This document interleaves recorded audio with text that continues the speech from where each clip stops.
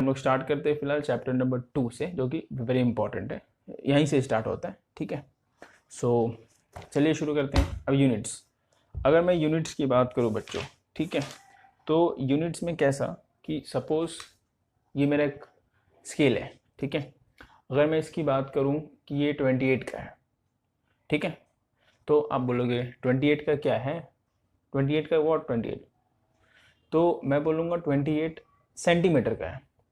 तो आप क्या समझोगे कि हाँ ये यहाँ पे लेंथ की बात हो रही है ना बच्चों।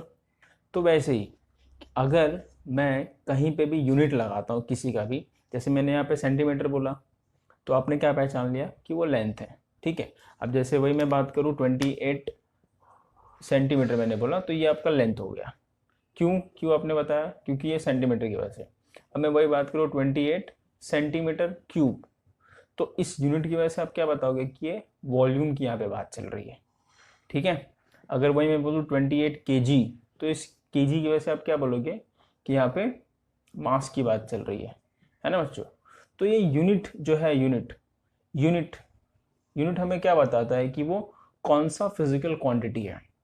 Unit help us to measure या which we can, unit help us to identify the which is the physical quantity. ठीक है बच्चों, तो ये यूनिट का काम होता है, इसके लिए आपका यूनिट डेवलप को बनाया गया यूनिट को।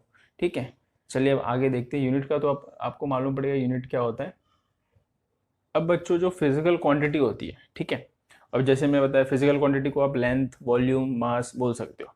तो ये दो टाइप में होता है, इसमें दो टाइप में डिवाइडेड है। एक हो गया आपका फंडामेंटल फंडामेंटल क्वांटिटी, ठीक है बच्चों, राइटिंग के लिए माफ करना मुझे। दूसरा हो गया आपका डेराइव्ड क्वांटिटी। तो अब देखते हैं इसमें दोनों में क्या फ़र्क है। ये जो फंडामेंटल आपका क्वांटिटी है, ये बेसिकली बेस क्वांटिटी है। सबसे बेस क्वांटिटी आपका फंडामेंटल क्वांटिटी में आएगा, मतलब इससे आप बेस किसी को ले ही नहीं सकते। तो हमारे पास वी हैव 7 फंडामेंटल क्वांटिटीज। ठीक है, पहला आपका है लेंथ, पहला आपका लेंथ है। इसका यूनिट क्या रहता है, बेसिकली मीटर हो गया, सेंटीमीटर हो गया। ठीक है, ये अलग अलग सीजीएस वगैरह में लेते हैं, ये मैं ये आपको बताऊंगा। दूसरा हो गया आपका फंडामेंटल क्वांटिटी मास। मास को मैं क्या लिखता हूँ, केजी, किलोग्राम, ग्राम। ठीक है, थर्ड थर्ड आपका क्या आएगा, टाइम। ये तो बेसिक चीज़ है, टाइम हो गया, इसको मैं सेकेंड में लेता हूँ, इसका यूनिट। फोर्थ हो गया, अब जैसे हम लोगों ने बच्चों फिजिक्स में आपका एक पार्ट ऐड हुआ जिस पार्ट का नाम है इलेक्ट्रिसिटी। ठीक है, जैसे इसके बारे में हमने स्टडी किया, तो हमें ये मालूम पड़ा कि जो आपका इलेक्ट्रिक करंट है, जो क्वांटिटी इलेक्ट्रिक करंट है, वो एकदम बेस क्वांटिटी है इलेक्ट्रिसिटी में। तो इसके लिए हम लोगों ने फंडामेंटल क्वांटिटी में करंट को भी ऐड कर दिया। ठीक है, इलेक्ट्रिक करंट को, जिसका यूनिट है आपका एम्पियर, जिसको डिनोट करते हैं ए से, एम्पियर। अब फिफ्थ वाला बच्चों, अभी जैसे जैसे हम लोगों ने थर्मोडायनेमिक्स ऐड हुआ फिजिक्स में, तो थर्मोडायनेमिक्स में जो मेन होता है आपका क्या होता है, टेम्परेचर होता है। ठीक है, जिसकी वजह से आपका स्टेट चेंज होता है। स्टेट किसी भी इसका आप बोल सकते हो मॉलिक्यूल का स्टेट चेंज होता है। तो उसमें आता है बेस, सबसे बेस आता है टेम्परेचर। ठीक है बच्चों, तो टेम्परेचर को भी फंडामेंटल क्वांटिटी में ऐड कर दिया। अब इसका यूनिट क्या होता है, केल्विन। ये सारे यूनिट में लिख रहा हूँ, केल्विन। छठवा की बात करें तो बच्चों, अब बात की गई यहाँ पे, अब जैसे लेंथ, मास, टाइम तो मैंने बात कर लिया। अब लेंथ हम लोग मेजरमेंट ऑफ क्या होता है, जो भी आपका स्केल है उसको हम लोग लेंथ बोलेंगे। ठीक है, अब जैसे बात करते हैं मॉलिक्यूल्स की, अगर बात करें, ठीक है, मॉलिक्यूल्स हो गए, एटम्स हो गए, अगर मैं उनकी बात करता हूँ, तो अगर उसकी मैं बात करूँ, यहाँ पे मैं करता हूँ, ये एक मोल हम लोग कितना लेते हैं, एक मोल, उसमें अराउंड बहुत सारे मॉलिक्यूल लेते हैं। वो आपका अवोगाड्रो नंबर के जो रहता है ना, उतने मॉलिक्यूल लेते हैं, 6.022 टू 10⁻23।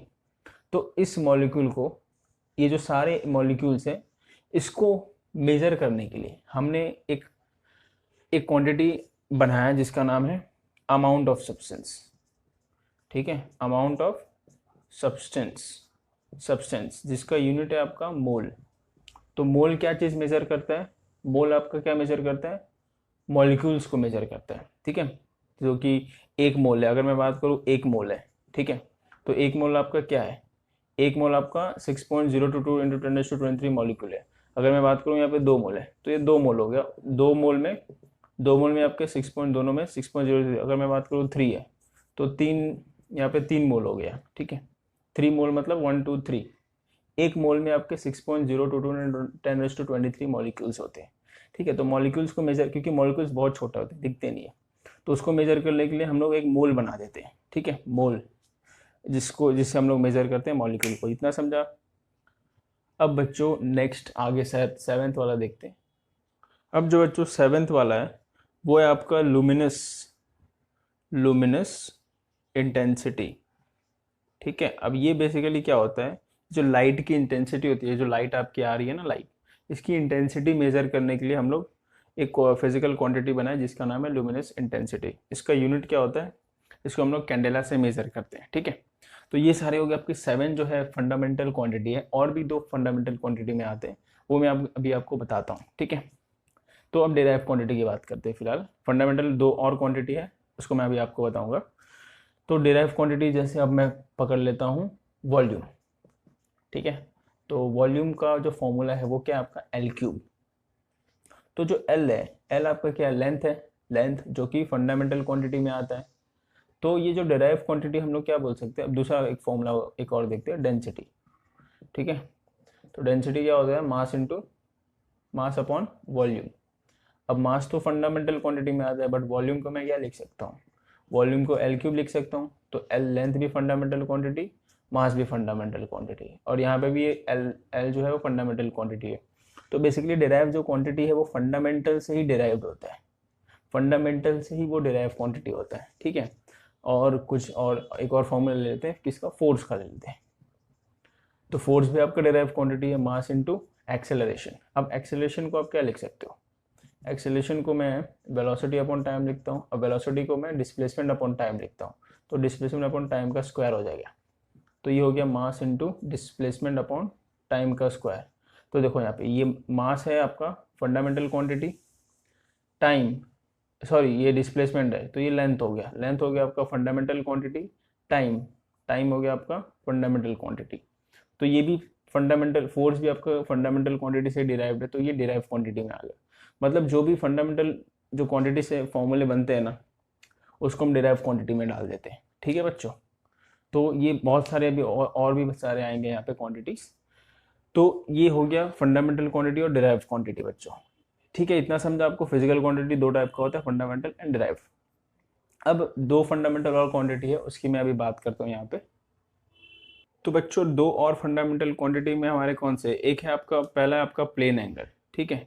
तो जो प्लेन एंगल है आपका, वो बेसिकली आपने सर्कल देखा होगा, सर्कल तो सबने देखा है। सर्कल क्या होता है, सपोज बहुत बड़ा सर्कल है, तो अगर ये आपका रेडियस हो गया, ठीक है। अगर मैं इस छोटे से आर्क की बात करूँ, ये इतना सा मैं लेता हूँ साइड आर्क, तो ये आपका 2 रेडियस हो गया, ये आर हो गया, ये आर हो गया। इन दोनों के बीच, रेडियस के बीच में एक एंगल थीटा हो गया, और इसको हम लोग आर्क लेंथ एस ले लेते हैं, ठीक है बच्चों। तो अब ये जो है, अगर आपने पढ़ा होगा मैथमेटिक्स के फॉर्मूले में, मैथमेटिक्स में 9th या 10th स्टैंडर्ड में, जो आर्क लेंथ होता है, आर्क लेंथ का फॉर्मूला होता है, ठीक है। सो जो भी एंगल होता है बीच वाला, theta is equals to arc length upon radius होता है, ये आपको याद होगा, ठीक है। तो ये हो गया आपका प्लेन एंगल, जिसको हम डिनोट करते हैं थीटा से। अब इसका यूनिट क्या है, इसका जो यूनिट है वो है आपका रेडियन। इसका जो यूनिट रहेगा प्लेन एंगल का, वो रहेगा आपका रेडियन, ठीक है बच्चों। अब जो दूसरा वाला फिजिकल क्वांटिटी है वो है आपका सॉलिड एंगल, जिसको डिनोट करते हैं डी ओमेगा, ठीक है। ये आपका डी ओमेगा इसको बोलते हैं। तो अब ये बेसिकली क्या होता है, कोन देखा है बच्चों आपने, कोन, कोन जिसमें आइसक्रीम खाते हैं ना, ये देखो बच्चों मैंने कोन बनाया है, ऐसे दिखता है कुछ कोन, ठीक है। अंदर वो एंगल रहता है, ठीक है। ये जो रहेगा ना सर्कल में आपका वो एंगल रहेगा, सर्कल ये गोल दिख रहा है, तो ऐसा आपका कोन दिखता है। तो बेसिकली आपका कोन कैसा हो गया, ऐसा ऐसा ऐसा, ठीक है। तो ये जो रहेगा ना, ये एक एरिया कवर करेगा, इसको हम लोग बोलेंगे डी ए। ये पूरा पार्ट एक एरिया कवर करता है, जिसका हम लोग बोलेंगे डी ए एरिया। अब ये एंगल, ये जो अंदर वाला सर्कल में एंगल बनेगा वो हो गया आपका D omega, that is solid angle. तो अभी ये जो एंगल कितना है, ये इस सर्कल में एंगल कितना है, ये हम डिनोट कैसे करेंगे कितना एंगल है, तो उसको डिनोट करने के लिए हमारा जो एंगल बना है वो सॉलिड एंगल बना है, ठीक है। और यहाँ से लेके यहाँ तक डिस्टेंस आर, ये सेम रहेगा, ये दोनों सेम रहेगा, ठीक है, आर।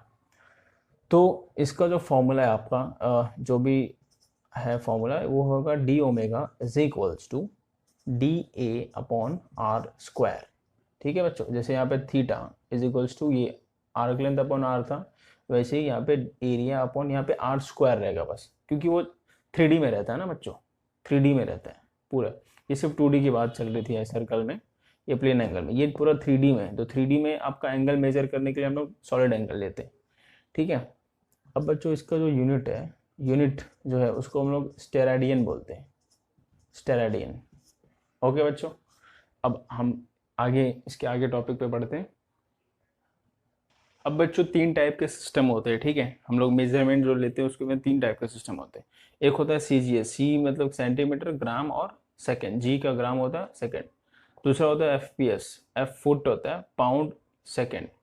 और जो आपका MKS होता है जो कि मीटर होता है, ठीक है, ये मीटर लिख दिया मैंने, मीटर, K का किलोग्राम और सेकंड। तो बेसिकली हम लोग बच्चों ज़्यादातर MKS सिस्टम ही इस्तेमाल करते हैं, जिसको हम लोग MKS सिस्टम जो जिसका दूसरा नाम हम लोग SI यूनिट भी बोलेंगे, ठीक है। तो हम लोग बेसिकली जो SI यूनिट रहता है ना उसको हम लोग MKS सिस्टम ही कंसिडर करते हैं, ठीक है बच्चों। MKS सिस्टम में जो भी यूनिट रहेगा उसको हम SI सिस्टम में कंसिडर करते हैं। चलो ठीक है, ये सिस्टम हो गया, 3 सिस्टम। आगे देखते हैं। अब बच्चों कैसा है कि आपका जो मेजरमेंट ऑफ लेंथ होता है, ठीक है, वो हम लोग लेंथ, अब नेक्स्ट टॉपिक है आपका जो कि मेजरमेंट ऑफ लेंथ है, जो कि आपका 2.3 वाला टॉपिक है टेक्स्ट बुक में, NCERT के टेक्स्ट बुक में। तो ये जो रहता है बेसिकली हम लोग मीटर्स, अगर 10⁻³ मीटर से लेके 10⁻² मीटर तक मेजर करना है तो हम लोग मीटर स्केल से मेजर कर सकते हैं, है ना। मीटर स्केल आता है आपका सेंटीमीटर वाले से भी, अभी जो मैंने दिखाया था ये स्केल से भी 30 सेंटीमीटर तक का, 15 का मेजर हो सकता है ना। तो मीटर स्केल भी आता है, 1 मीटर तक हम लोग मेजर कर सकते हैं, अराउंड 10⁻² मीटर तक हम लोग मेजर कर सकते हैं जो मीटर स्केल आता है। बट अगर छोटा डिस्टेंस की बात करें 10⁻⁻4 मीटर तक, तो वो हम लोग वर्नियर कैलिपर से मेजर करते हैं। बट उससे भी छोटा डिस्टेंस की अगर बात करें तो हम वो स्क्रू क्रॉच या फिर स्फेरोमीटर होता है, अगर आप नेट पे सर्च मारेंगे तो आपको मालूम पड़ जाएगा कैसा दिखता है ये दोनों, ठीक है। और ये भी वर्नियर कैलिपर, इससे हम लोग 10⁻5 मीटर तक मेजर कर सकते हैं। अब बात क्या आती है बच्चों, यहाँ प्रॉब्लम, दिक्कत क्या आती है कि अगर 10⁻2 से बड़ा रहा तो डिस्टेंस, सन और अर्थ के बीच में डिस्टेंस रहा तो कैसे मेजर करेंगे, ठीक है। और ये जैसे मॉलिक्यूल, ये आपका 10⁻⁻4, और जैसे मॉलिक्यूल का अगर मुझे लेंथ जानना है तो कैसे मालूम पड़ेगा, है ना बच्चों। मॉलिक्यूल हो गया या उससे भी छोटा ऑब्जेक्ट 10⁻5 से भी छोटा, अगर मुझे किसी का डिस्टेंस मेजर, अपना लेंथ मेजर करना है तो कैसे मालूम पड़ेगा। तो अभी आता है हमारा टॉपिक एस्टिमेशन ऑफ, इसके अंदर इस सब टॉपिक है estimation of large distance and estimation of small distances. तो बच्चों मेजरमेंट ऑफ लार्ज डिस्टेंस हम लोग कैसे करते हैं, एक होता है पैरेलैक्स मेथड करके, ठीक है बच्चों। अब पैरेलैक्स मेथड में पैरेलैक्स क्या होता है पहले वो देखते हैं। तो बच्चों अगर मैं इसकी बात करूँ, ये सपोज ये मार्कर है और ये जो पीछे है ना, ये बोर्ड नहीं, ये दीवार है, या फिर बोर्ड ही आप पकड़ लो, ठीक है। तो अगर मैं इसको लेफ्ट आंख बंद करता हूँ पहले मैं, और राइट आंख से देखता हूँ, तो सपोज ये जो है ना, ये जो मेरा मार्कर है ये मुझे यहाँ पे दिखेगा, ये मुझे इसका जो रिफ्लेक्शन है, इसका रिफ्लेक्शन मुझे यहाँ पे दिखेगा, ठीक है। सपोज मैं बोल रहा हूँ, वैसे तो यहाँ पे दिख रहा है लाइट की वजह से, लेकिन मैं आपको बता रहा हूँ कि अगर मैं लेफ्ट आंख बंद करूँ और राइट आंख से देखूँ इस मार्कर को तो मेरा रिफ्लेक्शन यहाँ पे दिख रहा है, ठीक है। वही अगर मैं राइट आंख को बंद करूँ और इसको लेफ्ट आंख से देखूँ, ठीक है, लेफ्ट आंख से देखूँ, तो मेरा जो यहाँ पे दिख रहा था वो मेरा यहाँ पे मार्कर थोड़ा दिखेगा दीवार पे, है ना, दीवार पे दिखेगा यहाँ पे मार्कर, या ये बोर्ड पे। तो अब देखो पहले यहाँ पे दिख रहा था, अगर मैं लेफ्ट आंख बंद किया था तो राइट आंख से दिख रहा था, और जब राइट आंख बंद किया और लेफ्ट आंख से दिख रहा था तो यहाँ पे दिख रहा था, मतलब दोनों में फर्क आ गया ना। तो ये हो गया आपका पैरेलैक्स, ठीक है। ये दोनों पैरेलैक्स इसको ही बोलते हैं। एक आंख से देखो तो अलग ही उसका जो वो रिफ्लेक्शन होता है वो अलग, दूसरे एक जगह पे दिखता है, दूसरे आंख से देखो तो उसका रिफ्लेक्शन दूसरी जगह पे दिखता है, ठीक है, बैकग्राउंड में, तो इसको हम लोग पैरेलैक्स बोलते हैं। ठीक है बच्चों, तो अब पैरेलैक्स मेथड से हम लोग कैसे निकाल सकते हैं। अब सपोज मैं बात करता हूँ, ये आपका अर्थ है, ठीक है, काफ़ी छोटा बना दिया मैंने अर्थ, ये आपका सन है, तो ये अर्थ हो गया, ये सन, तो सपोज सम लिख दिया मैंने सन। तो सपोज एक बंदा यहाँ पे खड़ा है और एक बंदा यहाँ पे खड़ा है, और दोनों से डिस्टेंस ये जो रहेगा डी रहेगा, ये आपका कैपिटल डी रहेगा, ठीक है, और ये दोनों के बीच में एंगल बन रहा है ये थीटा, ठीक है, और ये इन दोनों बंदे के बीच में जो डिस्टेंस रहेगा वो स्मॉल डी रहेगा, ठीक है। तो अगर मैं बात करूं, ये सन है, ये सेंटर आप पकड़ के चलो, ठीक है। तो अगर मैं बोलूं कि ये बहुत बड़ा सर्कल बनता है, बहुत बड़ा, अगर आप बात करो तो सीधी सी बात है ना, इतना बड़ा आपका वो सर्कल ही बनेगा। अगर आप अर्थ से सन तक का मेजरमेंट ले रहे हो तो सर्कल बहुत बड़ा बनेगा। तो ये जो है ना अर्थ का, ये मैं छोटा सा पार्ट में मेजर कर आर्क लेता हूँ, आर्क, ठीक है, जो कि आपका डी से, स्मॉल डी से हम लोग उसको डिनोट करेंगे। तो यहाँ पे ये जो कैपिटल डी है वो आपका सेम रहेगा, ठीक है। तो अभी हम लोग ने देखा था प्लेन एंगल में, प्लेन एंगल में फॉर्मूला क्या होता है, theta is equals to arc length upon radius, यही होता है।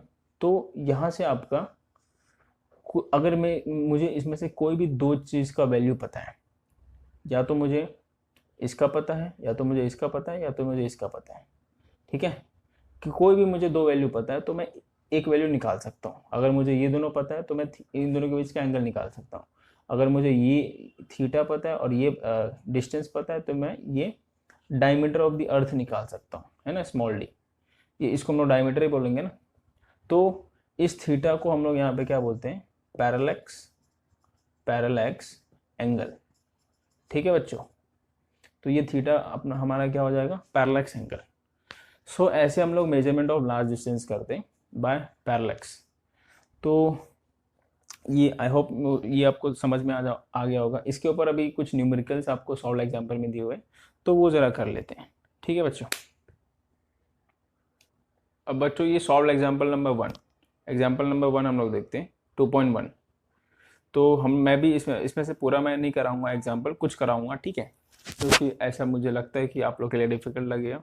तो इसमें क्या बोला है, calculate the angle of 1 degree 1 minute and 1 second in radian. Angle हम लोग बेसिकली रेडियन में ही लेते हैं ना, उसका यूनिट आपका रेडियन था। तो यहाँ पे दिया हुआ है 360 degree is equal to 2 pi, 1 degree is equal to 60 minute, और 1 minute is equal to 60 second, ठीक है। तो इसका हम लोग कैलकुलेट करते हैं, चलिए बच्चों कैलकुलेट करते हैं। तो ये एग्जाम्पल नंबर क्या है, कौन सा है, एग्जाम्पल नंबर 2.1 है।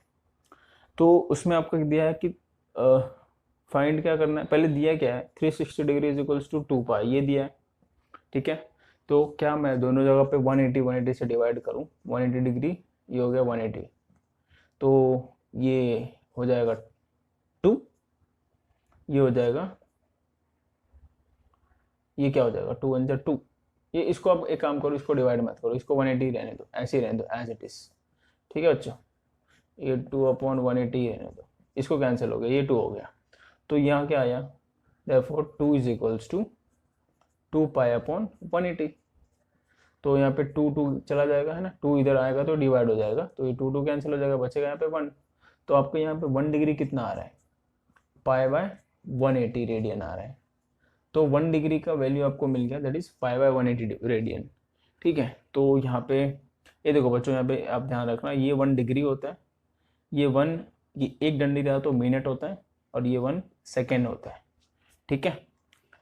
तो इन तीनों का वैल्यू हम लोग को डिग्री में निकालना है, मतलब रेडियन में निकालना है। तो 1 डिग्री का तो अपने को मिल गया है, 1 डिग्री का क्या है, 1 डिग्री का है पाई बाय 180। अब आपको क्या करना है कि पाई की वैल्यू लगानी है यहाँ पे 3.14 अपॉन 180, 3.14 डिवाइड बाय 180 करेंगे, ठीक है। तो इसको हम लोग कैसे कर सकते हैं, दोनों को आप मल्टीप्लाई कर दो 100 से, सो 314 अपॉन 18800, इसको आप डिवाइड करोगे, डिवाइड तो थोड़ा डिफिकल्ट होगा बट आ जाएगा, ठीक है। तो अप्रॉक्सीमेट अगर 2 पॉइंट तक भी लिखेंगे तो भी चलेगा। तो बच्चों इसका जो वैल्यू है वो ये आता है 1.745 इंटू 10⁻² रेडियन। किसका आया? 1 डिग्री का है। अब हमको निकालना है 1 मिनट का।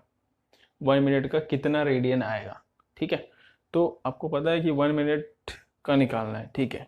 तो लेकिन आपको एक चीज़ क्या पता है कि 1 डिग्री वो टेक्स्ट बुक में भी दिया हुआ है 60 मिनट होता है, टेक्स्ट बुक में दिया हुआ है, गिवन है वो। तो ये 1 डिग्री में आपको रेडियन पता है कितना होता है, 1.745 इंटू 10⁻² रेडियन होता है, ठीक है। तो मुझे किसका निकालना है? 1 मिनट का निकालना है। आपको पता ही नहीं कितना है, तो लेट्स से x रेडियन है ना, लेट्स से x रेडियन। तो अब मैं क्या करूँगा? क्रॉस मल्टीप्लाई, इसको इससे, इसको इससे। तो क्रॉस मल्टीप्लाई करता हूँ तो x into 60 is equals to 1.745 into 10⁻² into 1। अब ये 60 इधर आएगा तो डिवाइड हो जाएगा, ठीक है। इसको हटा देते हैं फिर यहाँ पे। सो अब इसको डिवाइड करते हैं। अगर मैं इसको डिवाइड करूँ, सो अब क्या कर सकते हो, ये 1 डिग्री 1 मिनट को भी हटा देता हूँ, इंटू 1 मतलब वही हो गया ना, वही टर्म हो गया। अब ये 60 को मैं क्या लिख सकता हूँ? 6 इंटू 10⁻1। अब 10⁻1 को मैं ऊपर लेके जाता हूँ ऊपर, तो 10⁻1 हो जाएगा, ठीक है। तो ये 10⁻1 हो गया। अब बच्चों आप इन दोनों को डिवाइड कर दो। अगर आप 6 से डिवाइड करोगे तो इसकी वैल्यू आती है आपकी। तो बच्चों अगर अगर मैं 6 इस चीज़ को 6 से डिवाइड करता हूँ तो मुझे ये चीज़ मिलता है, और ये हो गया आपका 10⁻3, ठीक है। तो टेक्स्ट बुक में आपका 10⁻4 के टर्म में दिया, तो उसमें ही कर देते हैं। अब देखो कैसे करते हैं, याद रखना पॉइंट हम लोग कैसे शिफ्ट करते हैं। अब बच्चों ये आपका पॉइंट है, आपको नंबर लेके जाना है लेफ्ट साइड में, पॉइंट के लेफ्ट साइड में। तो अगर मैं नंबर लाइन की बात करूँ बच्चों, तो ये होता है 0, यहाँ पे होता है माइनस, यहाँ पे होता है प्लस। तो आप क्या करो, ये जो पॉइंट है ना उसको 0 कंसिडर करो। तो आप नंबर को कहाँ लेके जा रहे हो? लेफ्ट में। मतलब मैं नंबर को लेफ्ट में लेके जा रहा हूँ तो माइनस, जो भी 10⁻, जो पावर आएगा वो माइनस में आएगा। कितना नंबर लेके जा रहे हो? एक ही नंबर लेके जा रहे हो ना, तो 10⁻1, ठीक है बच्चों। तो ये हो गया 2.908 इंटू 10⁻1।